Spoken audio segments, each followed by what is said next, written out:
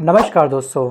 क्या हमारे भारत की जो गुप्तचर एजेंसी है रॉ, क्या वो अब शट डाउन होने वाली है, मतलब कि बंद होने वाली है? क्योंकि बीते कल के दिन कुछ ऐसा ही हुआ है, भारत की नहीं बल्कि पूरे विश्व की सियासी सरजमी के ऊपर। क्या United state of America Bharat की रॉ पर सैंक्शन इम्पोज कर देगा, मतलब कि उस पर फुल स्टॉप लगा देगा, या फिर उस एजेंसी पर हमारी रॉ की ताला जड़ देगा? आप देखोगे लगातार इन ग्लोबल मीडिया की कटिंग को।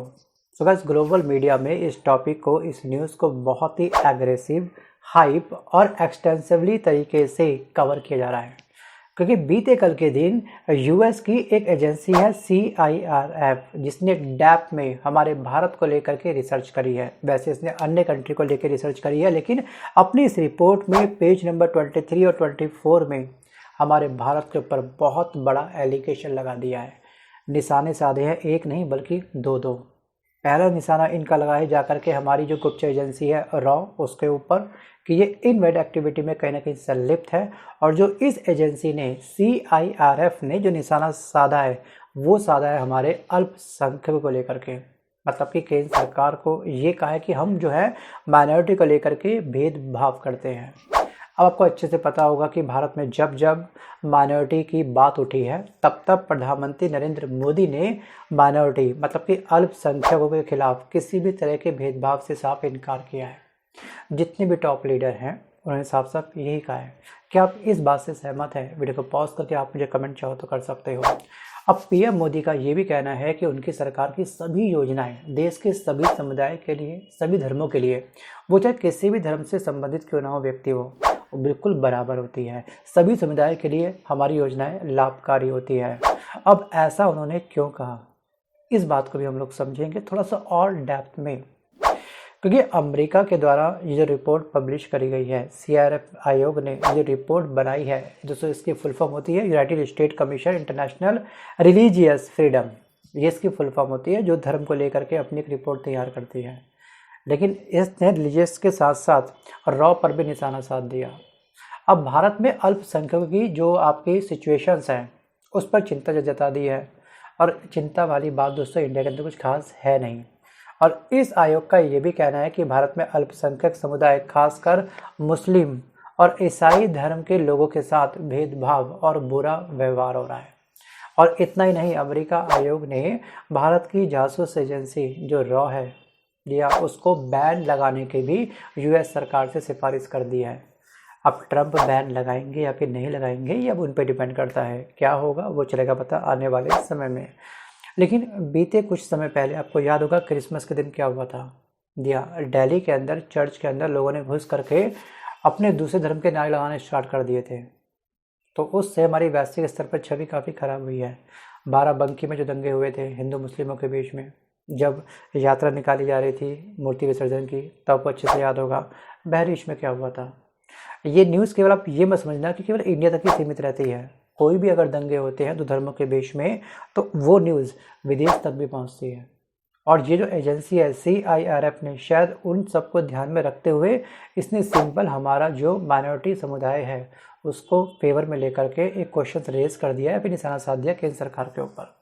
हमें लगता है कि बात रफा दफा हो गई, ठीक है, हमने 2-3 प्रिंट मीडिया पढ़ लिया, बात खत्म। लेकिन इससे वैश्विक स्तर पर हमारी छवि काफ़ी ख़राब हो रही है। अब इंडिया की जो एजेंसी है, इंडिया में दोस्तों एजेंसी कुछ और भी है। जैसे आप जानते हैं कि CBI होता है, सेंट्रल ब्यूरो ऑफ इन्वेस्टिगेशन है, हमारी खुद की एक IB है, इंटरनेशनल ब्यूरो एक एजेंसी है। तो भारत के पास कम से कम 2-3 एजेंसी हैं जो गुप्तचर एजेंसी में रखी जाती है। और जो पाकिस्तान की एजेंसी होती है, जैसे ISI, मतलब कि तमाम देशों को अपनी अपनी गुप्तचर एजेंसी की आवश्यकता पड़ती है। जैसे इराक में आपका अल मुखबरात है, इजराइल में आपकी मोसाद है, ईरान में आपकी सबाक है। क्योंकि यहाँ पर ये जो गुप्तचर एजेंसी होती है, जो स्पाई एजेंसी होती है, वो उग्रवादी संगठन में रखती है नज़र। जैसे उग्रवादी संगठन में आपका अलकायदा हो गया, इसका संबंध अफगानिस्तान से है। और आपका एक ETA हो गया, उसका संबंध आपका फ्रांस से हो गया।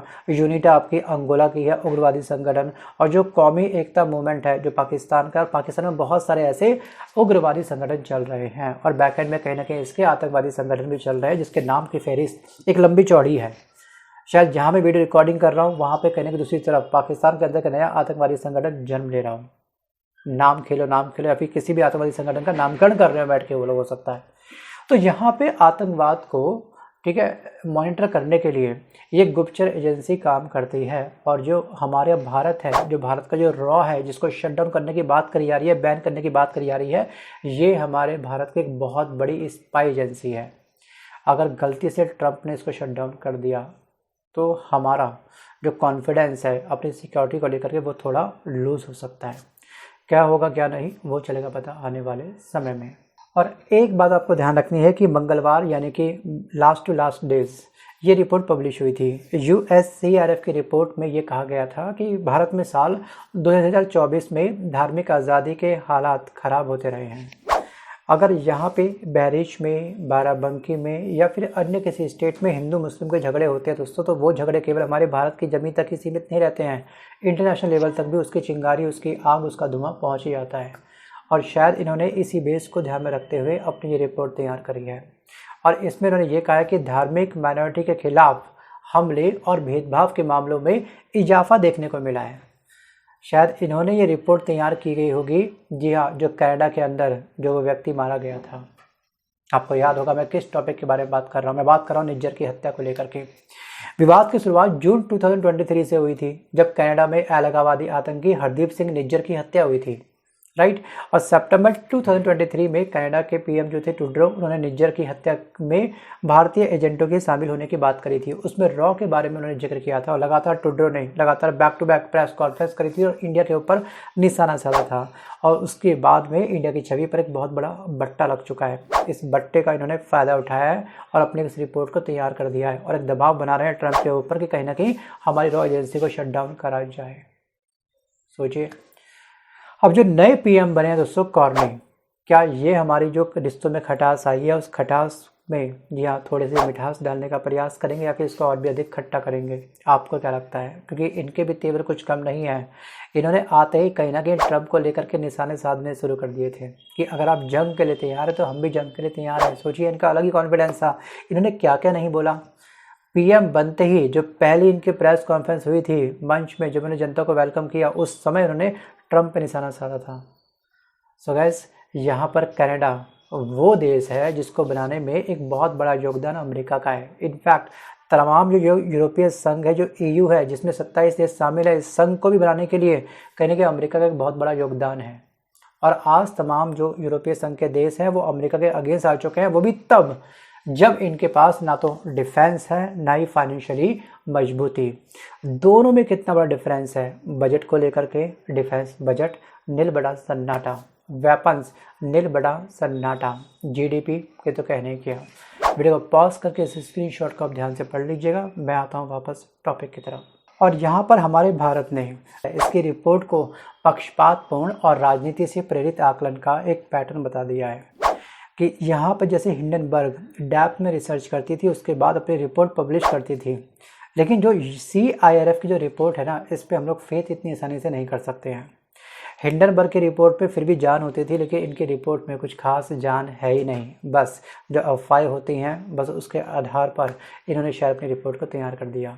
और भारत ने रिपोर्ट को खारिज करते हुए कड़ी इसकी आलोचना करी है इस रिपोर्ट की।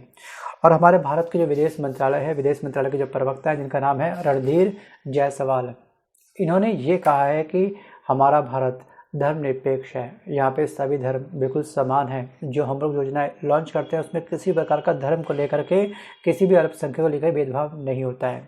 और इन्होंने आगे ये भी कहा कि सहिष्णुता और लोकतंत्र के मामले में भारत की प्रतिष्ठा कम करने की ऐसी जो प्रयास हो रहे हैं वो सफल नहीं होंगे।